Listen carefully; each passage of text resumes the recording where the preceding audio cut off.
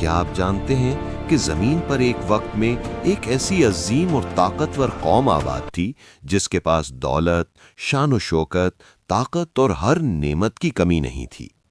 یہ قوم اتنی مضبوط اور بااثر تھی کہ اس کے محلات، باغات اور محلات دور دور تک مشہور تھے۔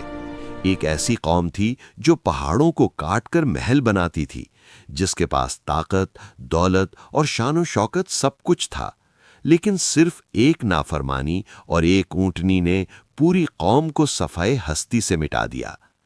آج ہم آپ کو لے چلیں گے 5000 سال قبل کے شمال مغربی عرب کے شہر ہجر، جہاں قوم سمود آباد تھی اور ان کے نبی حضرت صالح علیہ السلام۔ قوم سمود عرب میں ایک طاقتور اور باشعور قوم تھی جو حضرت نوح علیہ السلام کے صاحبزادے سام کی نسل سے تعلق رکھتی تھی۔ ان کے کھیت سبز و شاداب، باغات پھلوں اور پھولوں سے بھرے ہوئے اور سرزمین اللہ کی نعمتوں سے مالا مال تھی۔ وہ طویل قامت اور طاقتور لوگ تھے جن کی جسمانی اور ذہنی صلاحیتیں غیر معمولی تھیں۔ ان کی مہارت سنگلاخ پہاڑوں کو تراش کر محلات اور قلعہ نما محلات بنانے میں ظاہر ہوتی تھی، اور وہ دنیا میں اپنی شان و شوکت اور دولت کی وجہ سے منفرد مقام رکھتے تھے۔ لیکن یہ دولت اور شان و شوکت ان کے لیے آزمائش بن گئی۔ دولت، آسائش اور بے حد مراعات نے ان کے دلوں پر غرور اور تکبر کا پردہ ڈال دیا۔ اللہ کی دی ہر نعمت کے باوجود یہ قوم بت پرستی اور گناہوں میں مبتلا ہو گئی۔ ان کے محلات، بازار اور محفلیں عیش و عشرت، شراب، موسیقی اور بے حیائی سے گونجتی رہتی تھیں۔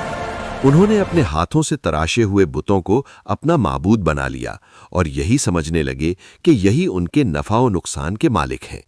دنیا کی محبت ان کے دلوں میں اس قدر رچ بس گئی کہ آخرت کا تصور ان کے لیے بے معنی ہو کر رہ گیا۔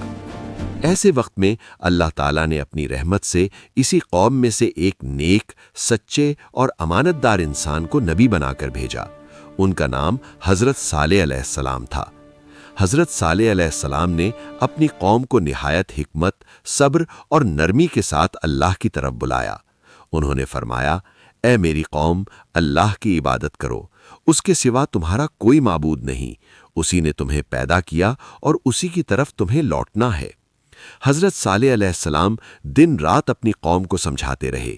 انہوں نے انہیں اللہ کی نعمتیں یاد دلائیں، عذاب الہی سے ڈرایا اور آخرت کی حقیقت بیان کی، لیکن قوم کے اکثر لوگ اپنی سرکشی اور تکبر میں ڈوبے رہے۔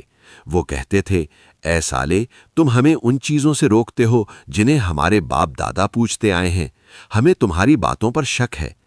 حضرت صالح علیہ السلام جوانی سے بڑھاپے تک دعوت دیتے رہے، مگر ایمان لانے والوں کی تعداد بہت کم تھی۔ بالآخر قوم کے سرداروں نے ایک شرط رکھی۔ انہوں نے کہا کہ اگر تم واقعی اللہ کے نبی ہو تو ہماری فلاں پہاڑی کے اندر سے ایک ایسی اونٹنی نکالو جو 10 ماہ کی حاملہ ہو، تندرست ہو اور ہم سب اسے اپنی آنکھوں سے دیکھیں۔ حضرت صالح علیہ السلام نے کہا، اگر یہ معجزہ ظاہر ہو گیا تو تم ایمان لے آؤ گے؟ قوم نے وعدہ کر لیا۔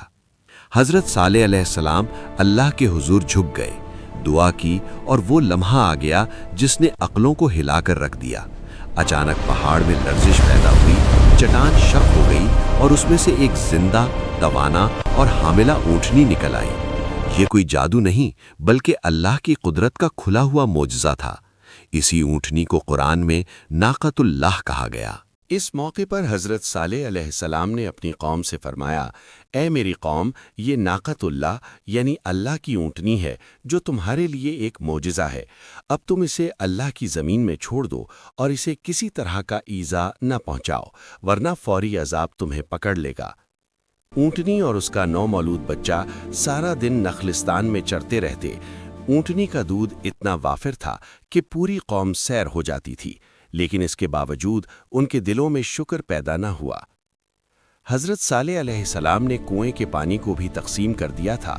ایک دن اونٹنی پانی پیتی تھی اور ایک دن سمود کے لوگ۔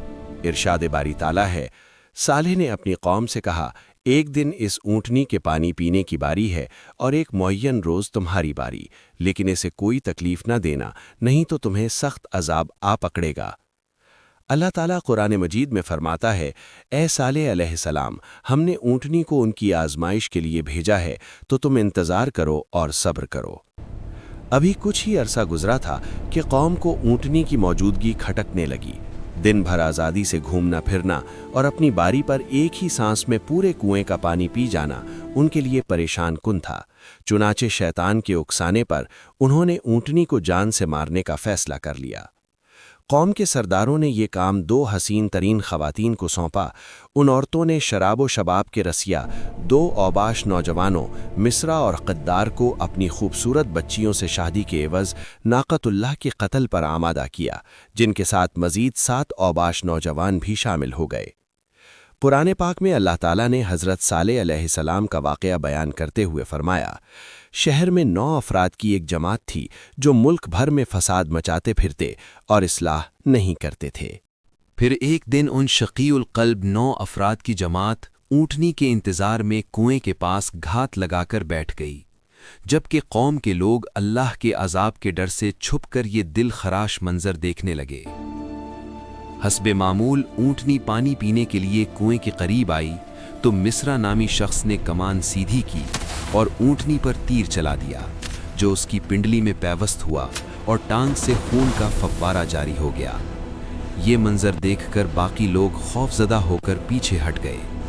قدار بن سالف آگے بڑھا اور تلوار کے ایک بھرپور وار سے اونٹنی کی پونچیں یعنی پچھلے پاؤں کے اوپر کا حصہ کاٹ ڈالی۔ شدید زخمی اونٹنی لاچار ہو کر زمین پر گر پڑی۔ گرتے گرتے اس نے ایک زوردار چیخ ماری، پھر ظالم قدال نے اونٹنی کے سینے پر نیزہ مارنے کے بعد اسے ذبح کر ڈالا۔ ادھر اس کا بچہ بھاگتا ہوا اونچے پہاڑ پر چڑھا اور چیخے مارتا ہوا غائب ہو گیا۔ اونٹنی کے قتل کے ارتکاب کے بعد قوم سمود کے ان 9 افراد نے حضرت صالح علیہ السلام کو قتل کرنے کا پروگرام بنایا اور اسی رات حضرت صالح علیہ السلام کی گزرگاہ کے ساتھ ایک پہاڑ کی گھاٹی میں چھپ کر بیٹھ گئے تاکہ حضرت صالح وہاں سے گزریں تو انہیں قتل کر دیں۔ لیکن اس رات پہاڑ سے بڑے بڑے پتھر اس طرح برسے کہ وہ سب ہلاک ہو گئے۔ دوسرے دن جب لوگوں کا گزر ہوا تو دیکھا کہ وہ 9 افراد بڑے بڑے پتھروں کے نیچے مرے پڑے ہیں۔ اس طرح وہ سفاق لوگ اپنی قوم کے تباہ و برباد ہونے سے 3 دن پہلے ہی جہنم رسید ہو گئے۔ اونٹنی کے قتل کے بعد جب کوئی عذاب نازل نہ ہوا تو قوم نے خوشی کا جشن مناتے ہوئے کہا، صالح، جس چیز سے تم ہمیں ڈراتے تھے، اگر تم اللہ کے پیغمبر ہو تو اس عذاب کو ہم پر لے آؤ۔ حضرت صالح علیہ السلام نے فرمایا، اے قوم، اب تمہارے پاس صرف 3 دن کی مہلت ہے، اور لو عذاب کی علامات بھی سن لو۔ کل جمعرات کے روز تم سب کے چہرے سخت زرد ہو جائیں گے، پرسوں یعنی جمعے کے روز تم سب کے چہرے سخت سرخ ہو جائیں گے، اور ہفتے کو سب کے چہرے سیاہ ہو جائیں گے، اور وہ تمہاری زندگی کا آخری دن ہوگا۔ ان تینوں پیش گوئیوں کے سچ ہونے کے باوجود وہ قوم چہروں کی رنگت کی تبدیلی کو معمولی جادوئی اثرات سمجھتے ہوئے معمول کے مطابق عیش و عشرت میں مصروف رہی، یہاں تک کہ چوتھے دن کی صبح اوپر سے سخت ہیبتناک چنگھاڑ اور زمین کے شدید زلزلے نے ان سب کو آنن فانن جہنم رسید کر دیا، اور اللہ تعالیٰ نے ان کی بستیوں کو آنے والی نسلوں کے لیے عبرت قدہ بنا دیا۔